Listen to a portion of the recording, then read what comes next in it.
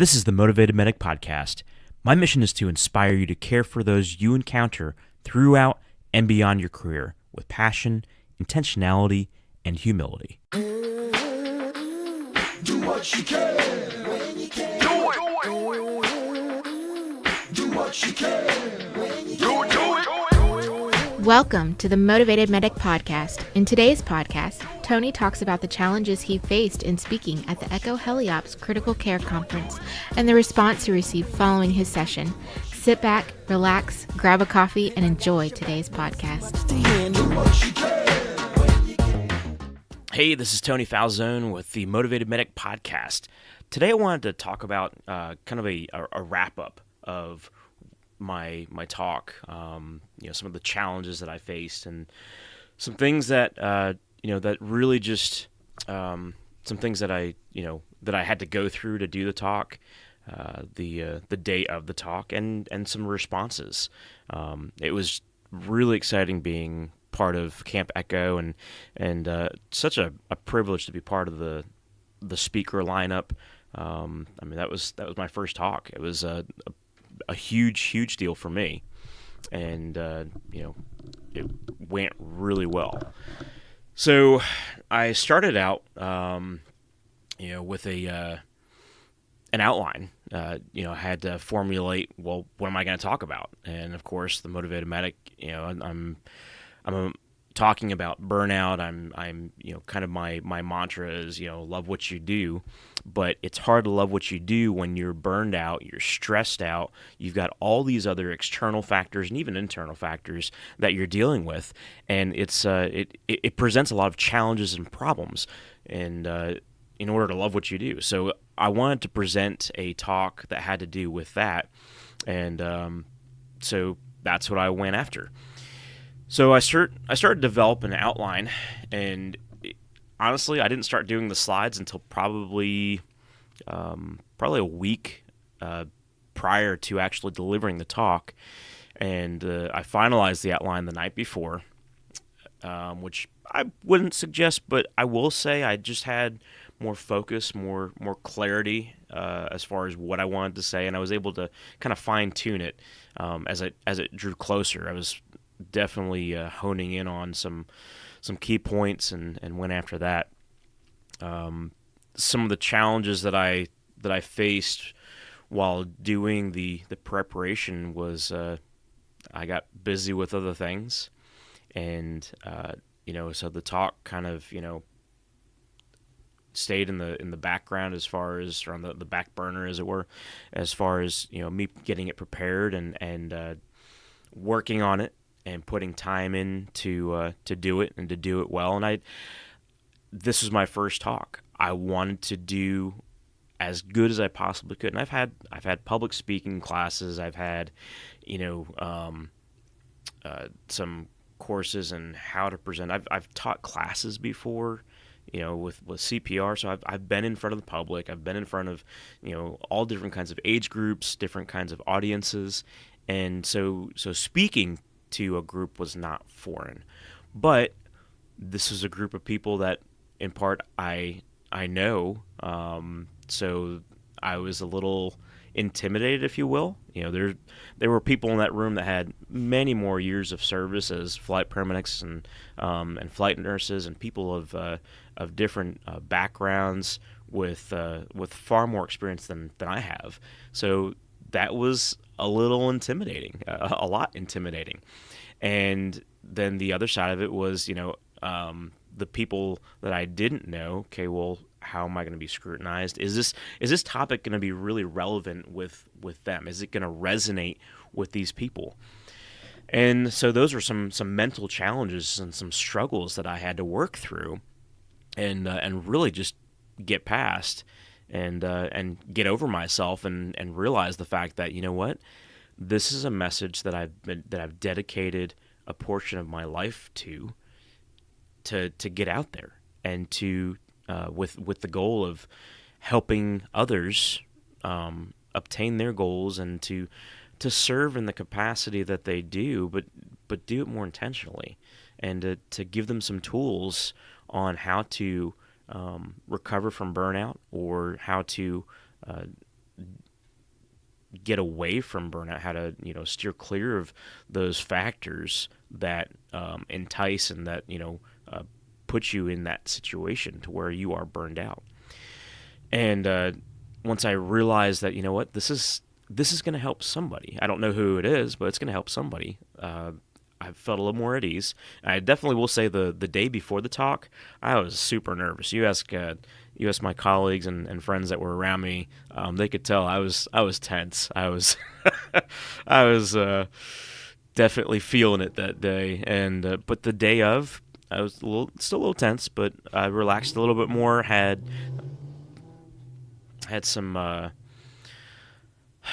don't know. Had just seemed like I could breathe a little bit easier. And maybe it was the fact that I did finish my outline. I knew what I was going to say. I was confident in what I was going to say. I finished my slides an hour before the presentation. I took some time and found a room that was, kind of quiet, and just worked on my slides. All but one of the photos was my own. Everything in the PowerPoint, and once I put up the video of my talk, I'll also put up the PowerPoint slides, and well, you'll see the PowerPoint slides in the video. But it just, I had my content together, so I think that was part of the stress relief. Is I've got the stuff that I'm presenting there. It's done. And then 15 minutes before the talk, my stomach starts gurgling a little bit. It's like, do I need to go to the bathroom and and get sick? What's going to happen here? And I didn't.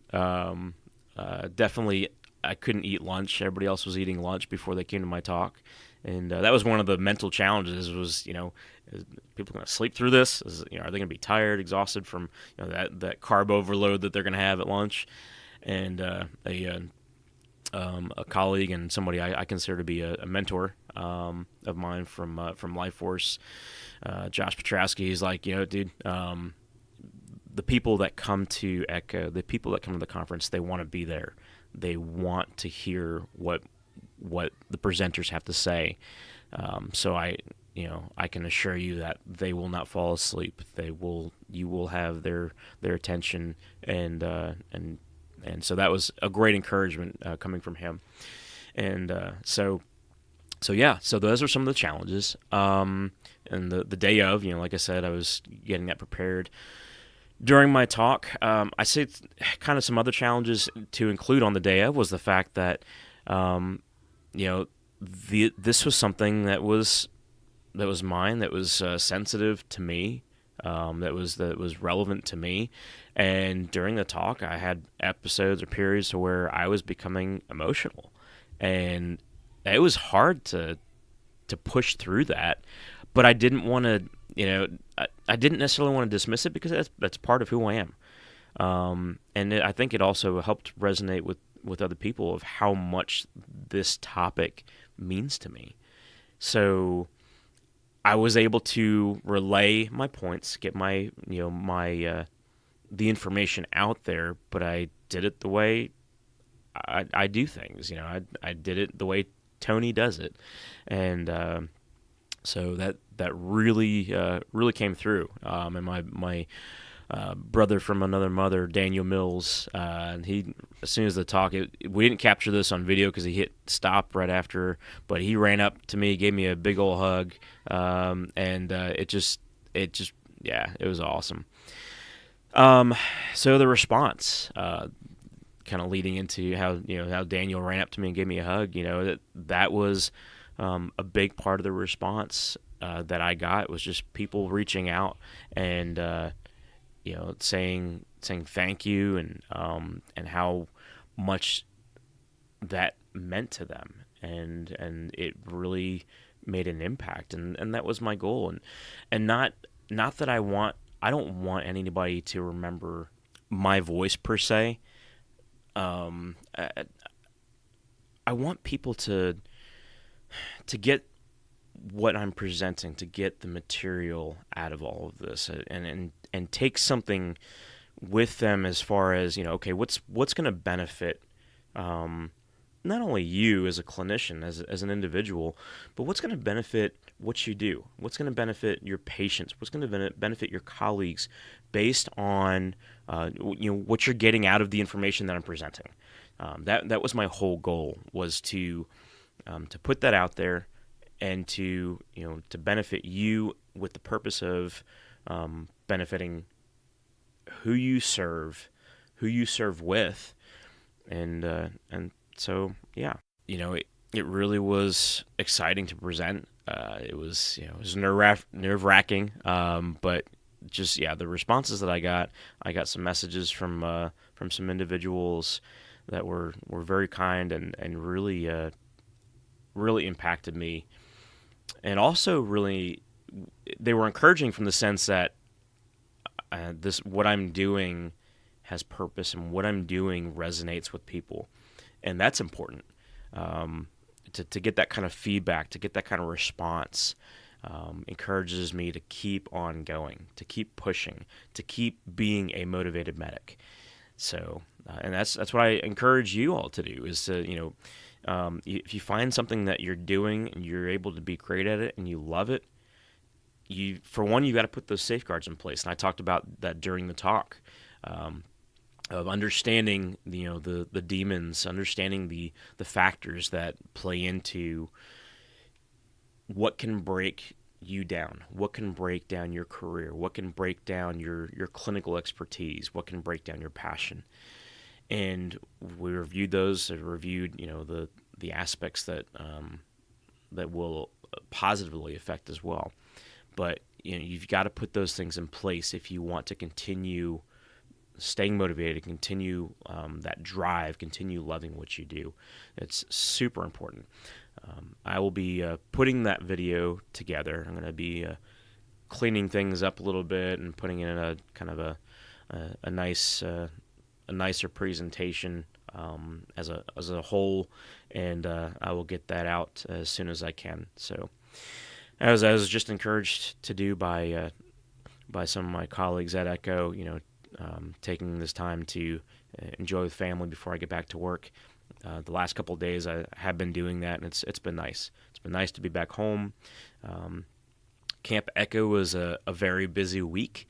There were a lot of moving parts, but it was so cool to see everybody come together to get the job done, and in the end it made a huge impact, not only with everybody that was there, but with the agencies that were represented, with our host provider, with HealthNet Aeromedical Services, and right there in Pipestem, even the host location, Pipestem, the resort, they were fantastic.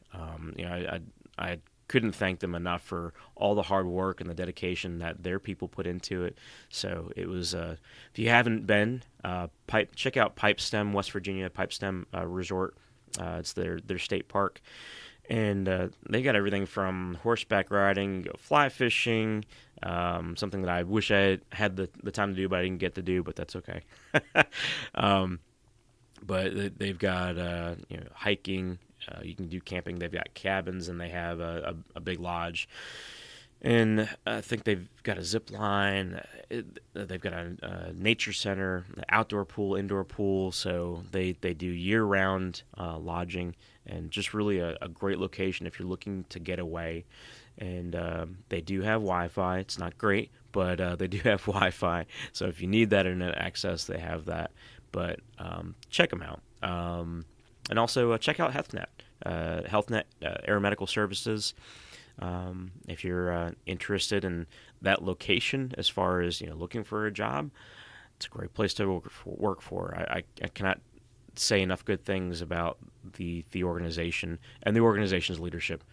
Just a stand-up group of individuals that are really honed in on providing their people with the best. They really are. And with budgets of what they are and limited resources in this industry of what it is, that can be difficult. So check them out. Really a really great bunch of people. So, but thank you everybody for the support, for the encouragement to to do this, for all those that have been with me from the get-go and continue to watch, this develop, the Motivated Medic develop. I can't thank you enough. So this has been exciting. I'm eager to do more speaking. So if you have a conference coming up and you would like a non-clinical talk that centers around the well-being of clinicians and the well-being of even just people in general. It doesn't have to be healthcare industry. That's who I cater to. That's who I am more specific with. But the principles of what I talk about, it applies to anybody that has a job. It applies to anybody that's teaching, working, whatever you do. You can do it well and you can love what you do, but you've got to put those things in place, and you have to understand the external factors and internal factors that can bring you to where you love what you do, to where you hate it and you hate what you do. And like I said in my talk, I've been there. I know how it is. So if you're looking for somebody to talk, or even if it's just maybe you have a business meeting or an in-service, send me an email, give me a shout on Facebook, on Twitter, and I would love to have the opportunity to bring this information, to bring this material to your people with the hope of encouraging them and kind of getting their attention so that they can continue driving further and get back to loving what they do. So everybody be safe. Have a great rest of your week. And until next time, this is Motivated Medic signing out. For more information and resources, check out motivatedmedic.com. Do what you can do when you can do. Mama, I got your back when it's too hot to handle.